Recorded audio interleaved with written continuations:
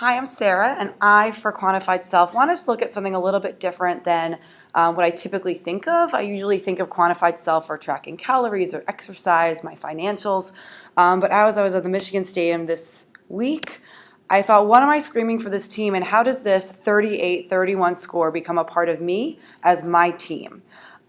So being in the NBA environment, typically male, I looked at some of the male NBA use of apps for tracking kind of their team score, including ESPN and Yahoo for fantasy teams.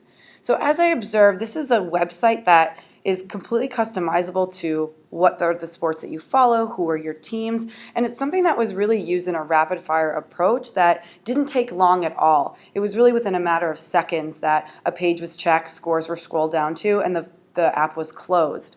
It also really drove conversation. It was kind of a part of the social experience that you're with friends, you're watching games, you're doing something else, you constantly want to be updated on your own team. This again is kind of the external team, but what happens when you create your own fantasy team and you're quantifying your own kind of game? I observed and kind of was talked through the use of the fantasy football app. So checking the league, checking your team, checking your competitor for that week was very new space to me. But how many different types of data went into all the decision making that you when you select your different players, swapping in and out, and then checking on not your own score, your competitors, and the entire league scores. Again, these were, I was interested to see that every time this app was used, based on my observation, was for just a few seconds, or maybe the longest was almost a minute, that it's really short bits of information. It's very tactile, selecting through, getting more and more detail on certain players. But then it's closed to be checked later on, either after the games or at the end.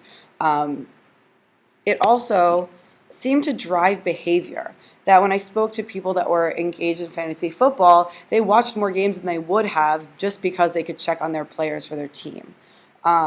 It also spans quite a long time for the entire football season. So this is something, once you input your information, you select your league at the beginning of the season, you're going months checking the same players over and over again to see how you do within your league. I was interested to see that all the information was public, so you can see how you rank against not just your own players, but all your competitors in the entire league, and that all the information is completely contained within the app. You never have to go anywhere else to check scores, player information. It's completely self-contained.